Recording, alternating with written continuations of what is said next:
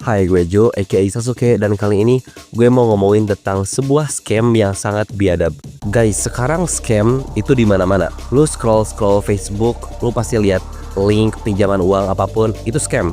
Jangan pernah lu klik itu. Atau mungkin lu lagi scroll reels di Facebook, terus ada video ustadz yang pakai AI kayak, wah, penyakit diabetes adalah penyakit yang tidak bisa disembuhkan kecuali dengan kamu meminum obat ini. Itu scam juga. Itu kalian jangan pernah ngeklik link yang berhubungan tentang video itu. Tapi dari kedua scam yang tadi gue contohkan, itu scam gak ada apa-apanya. Scam itu terlalu obvious. Kalau lu punya otak yang berfungsi normal, lu gak usah jadi Einstein, lo bisa tahu kalau itu tuh scam. Tapi ada sebuah scam yang baru-baru ini lumayan rame ya. Dan ini scamnya super biadab.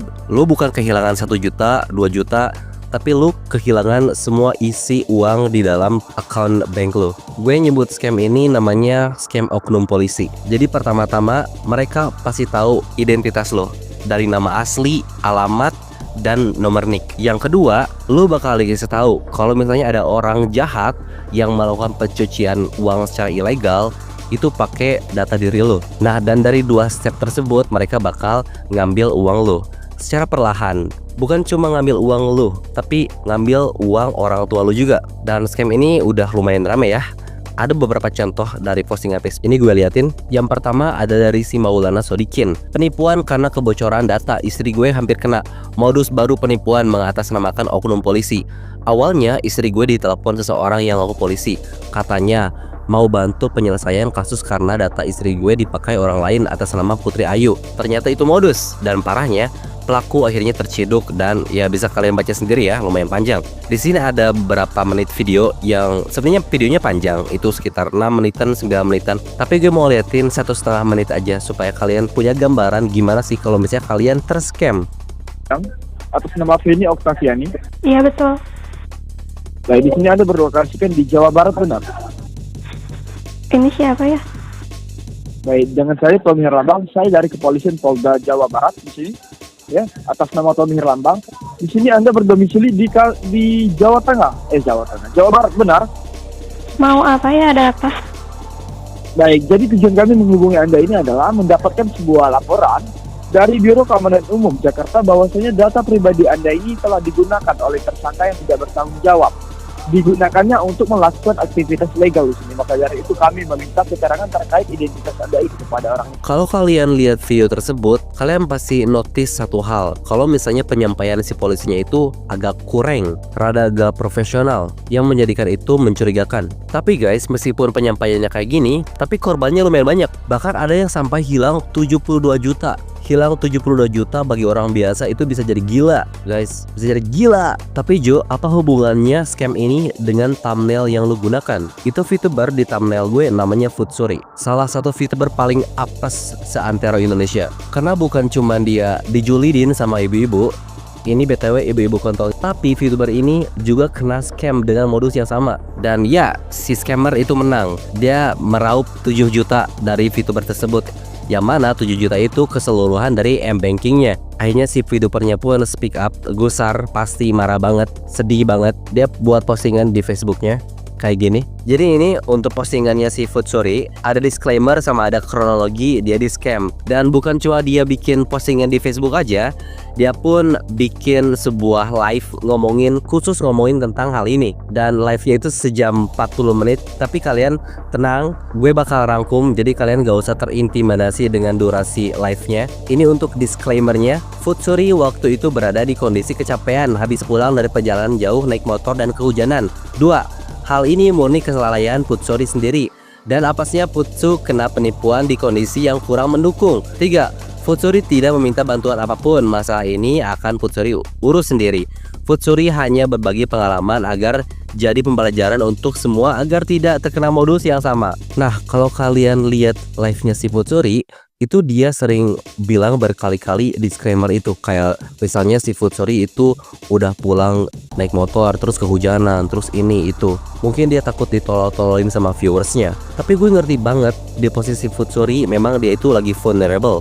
Otaknya lagi tidak straight gitu. Bahkan meskipun dia gak capek, menurut gue ketika ada orang random tiba-tiba nelpon dan dia tahu nama asli lu, alamat lu, nick lu, itu bikin orang jadi panik. Dan gara-gara panik, otaknya gak bisa bekerja dengan lancar. Oke, kita lihat kronologinya. 1. Setelah pulang, Futsuri ditelepon nomor tidak dikenal. Ini yang si polisi tadi ya.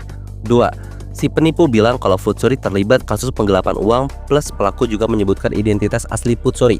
Nah, di sini gue asumsikan Futsuri panik. Dia tahu identitas Futsuri, identitas asli. 3. Penipu minta Futsuri ke polsek daerah asal Futsu maksimal 2x24 jam, 2 hari. Tapi tidak bisa karena sedang di luar kota. Nah, untuk poin si nomor 3 ini template-nya sama. Jadi si korban itu diminta untuk datang ke polsek daerah rumah yang sudah tidak ditinggalinya. Jadi itu kenapa di sini si oknum polisinya itu berakting kayak dia itu mau ngebantuin gitu. 4. Pelaku menjelaskan detail kasus yang melibatkan Futsuri. BTW, ini juga ada suratnya. Jadi kayak beneran gitu, kayak real, meskipun sebenarnya bohong. Ini untuk screenshotannya. 5. Karena tidak bisa berhadir di sidang polsek terdekat, jadinya diarahkan untuk penyidikan via Zoom. Nah, jadi di sini si Futsuri itu face to face sama si oknum polisinya. Jadi si Futsuri bisa melihat wajah polisinya yang sangat ganteng itu. BTW ini wajahnya. Wajah yang sangat punchable ya. Lebih punchable daripada si Dontol. 6. Setelah masuk Zoom, Futsu dihadapkan 2 orang penipu yang ngaku polisi. 7. Futsu diminta untuk berhadir seorang diri dan tidak boleh melibatkan orang lain. Mic dan share layar tidak boleh dimatikan karena ceritanya ini lagi diinterogasi. I call the bullshit on that one. Dan BTW, si Futsu diinterogasi itu 4 jam anjir, 4 jam. Memang si scammersnya itu seniat itu. 8. Penipu menjelaskan tentang kasus yang terjadi dan meminta Futsuri untuk klarifikasi apabila memang tidak bersalah. Oh iya, dan BTW guys, si penipu itu ngeliatin wajah tersangka yang ceritanya menggelapkan uang. Dan gue yakin itu wajah orang tuh yang disensor. Itu foto yang random dicomot di Google anjir. Atau foto teman-temannya. 9. Pelaku meminta bukti transaksi 3 bulan terakhir rekening untuk bukti tidak terlibat pencucian uang. 10. Dan di poin 10 si Futsuri blunder parah. 10. Futsu disuruh menyerahkan harta kekayaan untuk diperiksa PPATK yang dijanjikan akan dikembalikan maksimal 2 hari. Gue pertegas lagi, menyerahkan harta kekayaan. Artinya semua uang yang ada di dalam m-banking si Futsuri. Dan ini ada kertasnya atau surat yang dibuat si scammernya. Di print lagi anjing, jadi kayak real gitu. And guess what? Futsuri nyerahin 7 juta. Atau lebih tepatnya 7.400.000. Gue yakin kalian yang suka donasi ke virtual YouTuber, atau kalian yang wibu-wibu punya PC spek gila, gue yakin 7 juta bagi kalian itu kayak ya 7 juta gampang lah, uang bisa dicari guys. Tapi menurut gue, menurut Sasuke Ngomong Channel, 7 juta itu bukan uang yang main-main gitu. Dan balik lagi, ini tuh semua uang yang ada di m-banking si Futsuri. Kalau misalnya gue transfer 7 juta ke scammers itu dan nyadar pada akhirnya gue itu ditipu, gue bisa langsung ngeblank. Gue pasti terdiam sesaat. Terus gue bilang, tak pernah ucap hello pergiku melambai harimau. Gue jadi gila beneran anjing. Dan parahnya itu gak sampai di sana. Biasanya kalau scammer udah dapat duit 7 juta beres tuh. Biasanya langsung panggilan ditutup dan mereka kabur. Oh no, tidak dengan scammer ini. Itu kenapa gue nyebutnya ini scammer biadab. Karena setelah si Futsuri nyerahin 7,4 juta itu, si Futsuri malah dituduh apakah Futsuri menjual data diri ketika di masa sulit ke orang yang melakukan penggelapan uang itu. Dan setelah dituduh kayak gitu, si Futsuri ngaku kan, oh gue gak pernah tuh jual data diri apa itu, aku tidak tahu mengenai itu guys, kayak gitu. Nah setelah itu si scammernya kayak di poin ke-16 nyuruh si Futsuri buat minjem uang ke orang tuanya atau sanak saudaranya sebagai bukti kalau misalnya si Futsuri itu tidak menjual data diri. Gila gak itu anjing? Dikasih hati minta jantung. Dan habis dari sana Futsuri ngeh. Futsuri nyadar meskipun telat kalau dia itu ditipu. Akhirnya Futsuri itu nutup panggilannya.